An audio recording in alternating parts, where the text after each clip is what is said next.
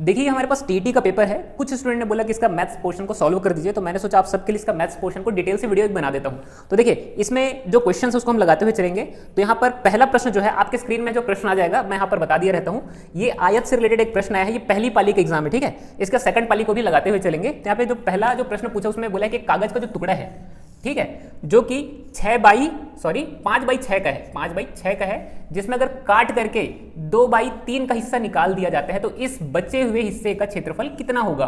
ठीक, बचा हुआ जो हिस्सा है उसका क्षेत्रफल कितना होगा।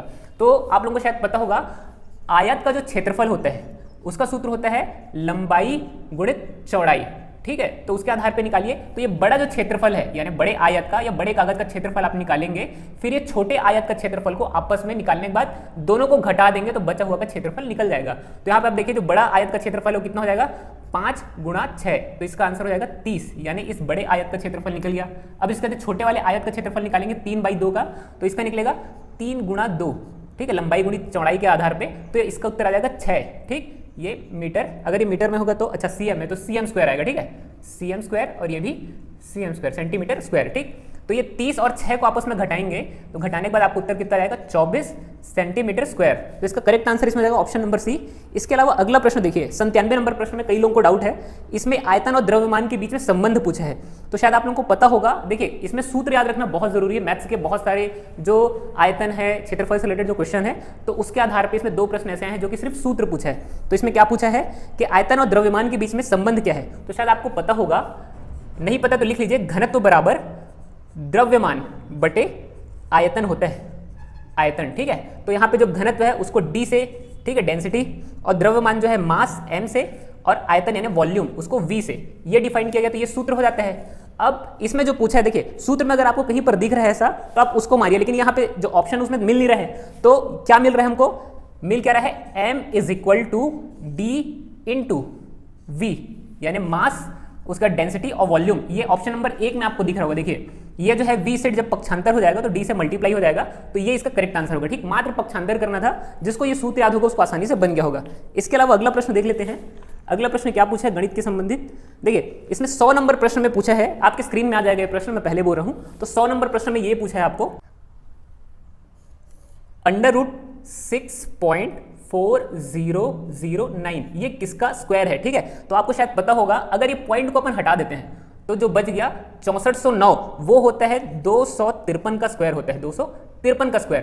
तो देखिए ये इसका करेक्ट आंसर 253 आएगा, लेकिन यहाँ पर 1 2 3 4 के बाद यहाँ पे पॉइंट लगा हुआ है, तो जब भी स्क्वायर निकालते हैं तो 2 अंक का आधा हो जाता है, ठीक। तो यहाँ पे 2 अंक के बाद यहाँ पे आप ऐसे पॉइंट लगा देंगे, 1 2 3 4 के बाद पॉइंट है, तो यहाँ पर 1 2 के बाद पॉइंट लगा देंगे, तो इसका करेक्ट आंसर क्या हो जाएगा ऑप्शन नंबर ए। इसी प्रकार से अगला प्रश्न देखिए, यहाँ पे अगला प्रश्न पूछा है एक लड़का 20 मिनट में 960 शब्द टाइप करता है तो प्रति घंटे उसकी टाइपिंग स्पीड क्या है। तो देखिए बस यहाँ पे एकदम ईजी है, 20 मिनट में कितने शब्द को टाइप कर रहा है, 20 मिनट में 960 शब्द को टाइप कर रहा है, तो 1 मिनट में कितना करेगा, तो ये हो जाएगा 1 मिनट के लिए आपको निकालना पड़ेगा 960/20। तो यहाँ पे आप जब इसको काटेंगे तो क्या हो जाएगा आपका, ये हो जाएगा 48 शब्द। 1 मिनट में कितना हो जाएगा 48 शब्द निकालता है, ठीक है, 48 शब्द। तो ये पूछा है 1 घंटे में कितना टाइप करेगा, तो आपको क्या करना है, 1 घंटे में कितने मिनट होते हैं, 1 घंटे में 60 मिनट होते हैं, और 1 मिनट में कितना करें 48।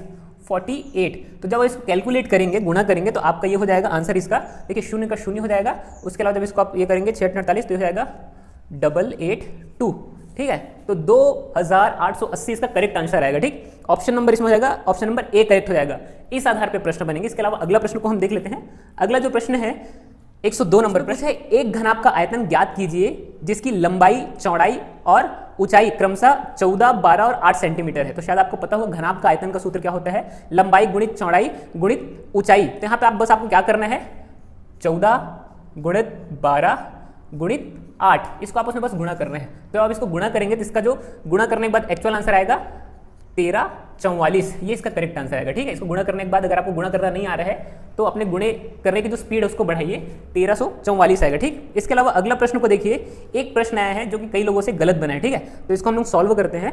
ये प्रश्न बोला है 3/16 को प्रतिशत के फॉर्म में लिखना है, प्रतिशत के फॉर्म में लिखना है। तो देखिए जब भी आप अक्सर देखे होंगे कि कोई मान के चलिए 25% लिखा रहता है, 25%, तो उसको आप कैसे लिखते हैं, 25/100 लिखते हैं, ठीक, यानी जो 100 है वो किस फॉर्म में चला आता है, परसेंट के फॉर्म में। तो सबसे पहले आपको क्या करना है, इसको भाग दे लेना है, ठीक है। तो जब इसको आप भाग देंगे तो आंसर कितना आएगा, 1875 आएगा इसको भाग देने के बाद, ठीक है। तो मान के चलिए यहाँ पे बटे में 100 है, ठीक है। तो यहाँ पे जब ये इसको हटाएंगे तो 0.875 आ जाएगा, ठीक है। तो ये इसका करेक्ट आंसर होगा, ठीक। तो ऑप्शन नंबर डी यहाँ पर करेक्ट होगा। इसमें जो अगला प्रश्न पूछा है, निम्नलिखित में से कौन सा सही संबंध है, देखिए फिर से एक सूत्र को पूछा है। तो इसमें आप लोग शायद पढ़े होंगे, चाल बराबर दूरी बटे समय। सबको पता है कि चाल बराबर क्या होता है, दूरी बटे समय होता है, ठीक है। तो ये आप बस आपको ऑप्शन देखना था, चाल बराबर दूरी बटे समय, ऑप्शन नंबर बी यहाँ पर करेक्ट होगा। इसके अलावा अगला प्रश्न इसमें देखते हैं 107 नंबर प्रश्न। तो 107 नंबर प्रश्न में आया है, देखिए प्रश्न को मैं यहाँ पे लिख देता हूं, 2 सही 3/4 भागित 1 सही 1/8 है, ठीक। तो इसको सॉल्व करने के लिए बोला, तो यहाँ पे सॉल्व कैसे करेंगे, एकदम इजी, बस इसको देखते चलिए, है ना। देखिए 4 दूनी 8 होता है और 8 और 3 8 3 11, तो 11/4 हो जाएगा ये, ठीक। फिर यहाँ पे भाग का चिन्ह लगा देते हैं, फिर 8 एकम 8, ठीक, फिर 8 एकम 8 और 1 9, तो 9/8 हो जाएगा ये, ठीक। तो यहाँ तक का स्टेप आपको शायद क्लियर हो गया होगा। इसका अगला स्टेप जो है उसको बस इतना करना है, 11/4। अब देखिए इसको जब हम गुणा करेंगे भाग के चिन्ह को, तो गुणा करेंगे तो ये जो संख्या आपस में पलट जाएगी, तो हो जाएगा 8/9 हो जाएगा, ठीक। ये 9/8 था तो 8/9, क्योंकि हम लोग भाग का गुणा कर रहे हैं, ठीक। तो यहाँ पर क्या हो जाएगा, 4 एकम 4, 4 दूनी 8, यहाँ तक क्लियर हो गया होगा। फिर 4 एकम 5, 4 दूनी 8 हुआ, फिर इसका आंसर क्या आ जाएगा, 11 दूनी 22, देखिए 11 दूनी 22/9, तो इसका करेक्ट आंसर 22/9 आएगा, ठीक है। तो ऑप्शन नंबर यहाँ पर ए करेक्ट होगा। इसके अलावा अगला प्रश्न देखते हैं, देखिए औसत से रिलेटेड अगला प्रश्न आया है। तो जो औसत से रिलेटेड प्रश्न है वो पूछा है 3 8 9 और x का औसत 6 है। किसका, 3 8 9 और x का औसत जो है 6 है। तो x का मान क्या होगा, तो देखिए आपको शायद पता होगा, संख्याओं का योग बटे कुल संख्या, 1 2 3 4, ये 4 संख्या, ये इसका औसत होता है, ठीक है। तो इसको आप बस सॉल्व कीजिए, 4 को इस साइड पक्षांतर कर दीजिए, तो पक्षांतर करने के बाद क्या होगा, इस साइड जब आप इसको फॉरवर्ड करेंगे तो 6 चौक 24 हो जाएगा, यानी 4 के इससे गुणा हो जाएगा 6 से। इसके अलावा 8 9 और 3 को जब आप प्लस करेंगे तो ये हो जाएगा कितना, 9 8 17 और 3 20, तो ये हो जाएगा 20 और प्लस x, ठीक है। तो ये वाले हिस्से को आप देखिए, x बराबर हो जाएगा 24 माइनस 20, तो x बराबर कितना हो जाएगा, x बराबर 4, ठीक है। तो इसका जो आंसर हो जाएगा x की वैल्यू 4 आएगी, जो कि ऑप्शन नंबर 1 हो जाएगा। इसके अलावा अगला प्रश्न देखिए, अगला प्रश्न बोला है, थोड़ा सा हार्ड है कई लोगों के लिए, इसमें नॉर्मली कई लोग गलत आंसर मार के आए हैं। ये आपके स्क्रीन में आ रहा होगा, एक व्यक्ति ए किसी काम को 20 दिन में करता है, ठीक। उसके अलावा जो बचा हुआ काम है ए बी मिल करके जो दोनों 15 दिन के हिस्से में करते हैं, ठीक है। उसके अलावा पूरे काम के लिए 400 रुपए मिलते हैं, तो ए और बी का हिस्सा क्या होगा, तो इसका ऑप्शन नंबर सी करेक्ट होगा। 100 रुपए ए को और बी को कितना होगा, 300 रुपए। तो देखिए इसको सॉल्व करता हूं एकदम ईजी तरीके में, बस समझने की कोशिश करना। देखिए जैसे कि ए है, किसी कार्य को कितने दिन में कर रहे हैं, 15 दिन में, ठीक है। सॉरी यहाँ पे 20 दिन दिया है, तो 20 दिन में कर रहे हैं, तो ए का 1 दिन का काम कितना हो जाएगा, 1/20, ठीक है। वैसे ही ए और बी मिलकर कितने दिन में कर रहे हैं, ए और बी मिलकर कर रहे हैं 15 दिन में, ठीक। तो ए और बी का जो काम है वो 1 दिन का काम कितना है, 1/15। तो देखिए अब आपको b का काम निकालना है, तो a से a b का काम जब आप घटा देंगे तो b का काम निकल जाएगा, ठीक है। तो देखिए 1 दिन का काम में आप घटाएंगे दोनों को, तो कैसे घटाएंगे, ये देखिए 1/15 माइनस 1/20, ठीक है। तो जब इसका एलसीएम लेंगे, तो एलसीएम शायद आपको लेने आता होगा, इसका एलसीएम 60 आएगा, ठीक है। तो आपको बता देता हूँ एलसीएम कैसे लेते हैं, 15 और 20, ठीक है। तो यहाँ पे देखिए ये दोनों 5 से संख्या जा रही है, तो 5 तिया ये 15 हो जाएगा और 5 चौक 20, अब इससे ज़्यादा नहीं जा सकता, तो आप यहाँ पे पहाड़ा पढ़ेंगे, 5 तिया 15, 15 चौक 60, ठीक। 15 चौक 60, यानी ये देखिए 15 गुणा 3 गुणा 4 कीजिए, तो ये एलसीएम इसका, ठीक है। एलसीएम ये दोनों का एलसीएम, तो इसका एलसीएम कितना आएगा, 60, और ऊपर में देखिए अब ये 60 हुआ, तो 15 का कितनी बार में 60 आता है, 15 चौक 60, तो ऊपर किसका गुणा होगा, 4 का, ठीक। और 20 तिया 60 होता है, तो ऊपर हो जाएगा -3 का गुणा होगा, तो इसका आंसर कितना आएगा, 1/60, यानी बी का जो कार्य है वो कितना हो गया, बी का कार्य कितना हुआ, 60 दिन में कंप्लीट करते हैं, ठीक। और ए जो है कितने दिन में कंप्लीट कर रहा है, देखिए यहाँ पे दिया हुआ है 20 दिन में ए अपने कार्य को कंप्लीट कर रहे हैं, और बी जो है वो 60 दिन में खत्म कर रहे हैं, यानी इन दोनों के बीच अनुपात कितना है कार्य का, 20 और 60 दिन का।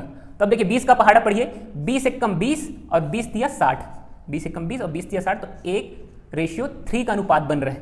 अब देखिए अब यहाँ ये रेशियो को याद रखिए, ये अनुपात बन गया। अब इस अनुपात के आधार पर जो पैसा मिल रहा है, कितना मिल रहा है, 400 रुपये। 400 रुपये जो पैसा मिल रहा है उसको आप बांटेंगे अनुपात में, तो कैसे हो जाएगा, 100 रुपये और 300 रुपये होगा। तो ए के लिए 100 और बी के लिए 300, ठीक। अभी कैसे निकलेगा अनुपात, तो इसको मैं आपको शॉर्टकट में बता देता हूं। देखिए एक है और 3 है, तो इसको यहाँ पे x और इसको 3x मान लो, ठीक है। तो x प्लस 3x बराबर 400 है, ठीक है। तो ये हो जाएगा 4x, तो x बराबर, ठीक है। अब ये 4 से आप इसको पक्षांतर करके काटेंगे तो x की वैल्यू कितनी आ गई 100। तो देखिए इसके लिए x 100 और 3 से इसको गुणे करेंगे 100 का, तो 300 हो जाएगा। तो वैसे ही इसका आंसर आ जाएगा। इसके अलावा अगला प्रश्न देख लेते हैं। अगला प्रश्न क्या है? अगला प्रश्न कई एग्जाम में है, तो इसको बिल्कुल ध्यान से समझेंगे, ठीक है। इसमें यह बोला है कि 18:13.5, फिर यहाँ पे डबल रेशियो कैसे चिन्ह लगा है, इसको इक्वल बोलते हैं मैथ्स की भाषा में, और बोला है 16:x। तो इसको आप बस ऐसे लिख सकते हैं कि 18/13.5 बराबर 16/x, ठीक है। तो अब देखिए इसको बस काटना है, ये 2 के पहाड़ से जाएगा, तो 2 के पहाड़ से कैसे जाएगा, 2 × 18 और ये 2 × 8 16, ठीक है। तो यहां तक हो गया होगा शायद आप लोगों को क्लियर। तो हो जाएगा 9x बराबर 8, इसको बस पक्षांतर करना है, 8 × 13.5। देखिए एकदम इजी तरीके में बता रहा हूं ना। तो इसको देखो कैसे लिखेंगे, x बराबर 8 × 13, अब देखिए दशमलव हटाएंगे तो 3500 हो गया, और बटे इस साइड का 9 इस साइड पक्षांतर होगा तो 9 गुणा, अब यहाँ पे से 10, ये 10 लिख लेंगे, दशमलव हटाएंगे तो। अब देखिए यहाँ पे कैसे कटेगा, 9 का पहाड़ा पढ़िए, ठीक है, 3 तिहाई 9, ठीक है। अब इसको काटिए, 3 चौक 12 और ये 15 हो जाएगा, तो 3 पंचे 15, 45 बार में कट गया, ठीक। अब फिर से 3 का पहाड़ा पढ़िए, 3 × 1 = 3, ठीक है, 3 पंचे 15, तो 15 हो गया। यहाँ तक शायद क्लियर हो गया होगा। तो ये कहाँ तक हो गया, 8 × 15/10, ठीक, ये आया। अब इसका फिर ये 5 से कटेगा, 5 तिया 15 और 5 दूनी 10, ठीक। अब इसके अलावा अभी जो 2 आया है, 2 × 1 = 2, 2 चौक 8, तो ये 4 से 3 का गुणा कीजिए, 4 तिया 12, ठीक है। 12x की वैल्यू आ रही है, ठीक है, x की वैल्यू कितनी है 12, तो ये करेक्ट आंसर हो जाएगा। तो 12 की वजह से ऑप्शन नंबर बी करेक्ट होगा। इसके अलावा अगला प्रश्न देखते हैं। अगला जो प्रश्न है, एक क्षतिग्रस्त कुर्सी का मूल्य 110 रुपए है, उसे 10% हानि में बेचा जाता है, तो उस कुर्सी का विक्रय मूल्य क्या होगा, ठीक है। तो कोई भी कुर्सी जिसका मूल्य है समझ लीजिए 110 रुपए, अब उसको 10% हानि में बेच रहे हैं, तो 10% हानि में बेच रहे हैं, यानी 90% में बेच रहे हैं। भाई 100% में 10% हानि हुई तो 90% में, तो 110 का 90% कितना होता है, तो 90, और यहाँ पे परसेंट रहेगा तो बटे 100 हो जाएगा, तो ये 0 से 0 कट जाएगा, ठीक है। या फिर इधर भी आप काट सकते हैं, ये 0 से ये 0 कट जाएगा, तो बचेगा कितना, ये 9 × 11, तो 11 × 9 99 होता है, ठीक है। तो इसका करेक्ट आंसर हो जाएगा 99, जो कि ऑप्शन नंबर बी है, ठीक। इसके अलावा अगला प्रश्न को देखिए, 450 रुपए की राशि के लिए साधारण ब्याज 4.5 है, प्रति वर्ष की दर से ब्याज के रुपए में 81 रुपए प्राप्त होते हैं, तो बताइए कितना समय, इसमें समय पूछा है। साधारण ब्याज का सूत्र पता होगा, साधारण ब्याज का सूत्र होता है PRT/100, इसको मूलधन दर गुणा समय बोलते हैं, ठीक। यहाँ पर मैं शॉर्टकट पे लिख दिया हूँ। तो ब्याज देखिए कितना प्राप्त हो रहा है, 81 रुपए प्राप्त हो रहा है, और जो प्रिंसिपल अमाउंट है वो कितना है 450 रुपए, ठीक। 450 रुपए के बाद जो दर है वो है 4.5, और समय को मैं समय लिख दे रहा हूँ, या टाइम, ठीक है, टाइम नहीं दिया है, इसके अलावा बटे 100, ठीक। तो यहाँ पर देखिए मैं पहले ही बोला कि दशमलव को हमेशा यहाँ पे नीचे लिख लीजिए, है ना, दशमलव हटा के 10 लिख लीजिए ताकि आपको आसान हो। तो देखिए क्या हो जाएगा, ये 81 बराबर 450 गुणा 45 गुणा समय बटे 100 गुणा 10। अभी 10 कहाँ से आया, यहाँ पे से दशमलव हटा है, तो बस इसको आपको कैंसिल करना है। देखिए 9 का पहाड़ा पढ़ेंगे तो 9 × 9 = 81, और ये 9 पंचे 45, ये कट गया। फिर 9 से काटेंगे तो 9 पंचे 45 और 0 0, ठीक है। उसके अलावा ये 0 से ये 0 कट गया, ठीक है, और ये 5 × 1 = 5, 5/100, ठीक है। फिर ये 5 से, तो 5 से 4 बार में कटेगा, ठीक है। तो बराबर कितना हो जाएगा, समय बटे 4 आएगा उत्तर, और जब पक्षांतर करेंगे तो समय की वैल्यू कितनी आएगी, समय बराबर 4, तो 4 क्या है, वर्ष, ठीक, 4 वर्ष है, तो इसका आंसर क्या हो जाएगा, ऑप्शन नंबर बी करेक्ट होगा, 4 वर्ष आएगा, ठीक है। इसके अलावा अगला प्रश्न देख लेते हैं। बस कैलकुलेशन करना है, बाकी सूत्र के हिसाब से बस आपको मान रखते हुए चलना है। इसके अलावा अगला प्रश्न बोला है, किसी बेलन की त्रिज्या, उसकी ऊंचाई क्रमशः r है और h, तो इसका आयतन क्या होगा, तो जो बेलन का आयतन का सूत्र होता है πr² h होता है, ऑप्शन नंबर सी करेक्ट होगा। बोला ना सूत्र वाले 2-3 प्रश्न इसमें आ गए हैं। इसके अलावा अगला प्रश्न, यदि 2 संख्याओं का महत्तम समापवर्तक 15 है तो उसका लघुत्तम समापवर्तक 300 है, तो एक संख्या अगर 60 है तो दूसरी संख्या क्या होगी, तो दूसरी संख्या याद रखेंगे 75 होगी। अब 75 कैसे, इस प्रकार के प्रश्न को हमेशा उत्तर देख के लगाइए, ठीक है।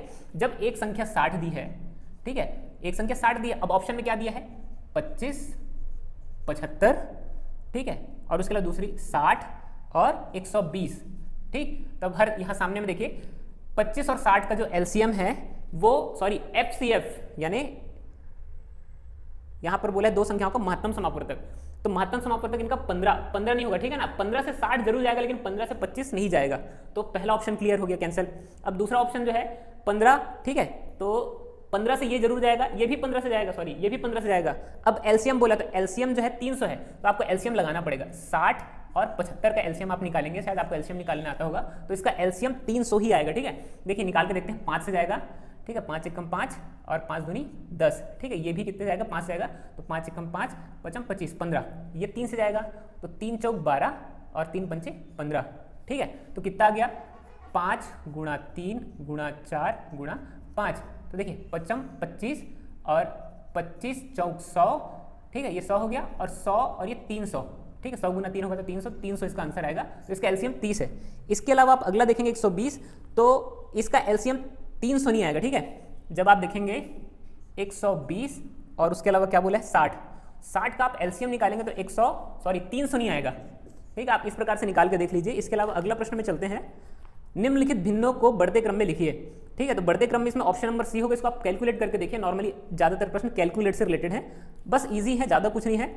इसके अलावा अगला प्रश्न देखते हैं, तो अगला प्रश्न क्या बोलते हैं, अगला प्रश्न न्यूमेरिकल नहीं है, सेकंड पेपर में, तो सेकंड पेपर दरअसल कई लोग बोले कि थोड़ा टफ आया था, तो उसको देख लेते हैं, ठीक है, उसमें कितना टफ आया था। उसके अलावा अगला पेपर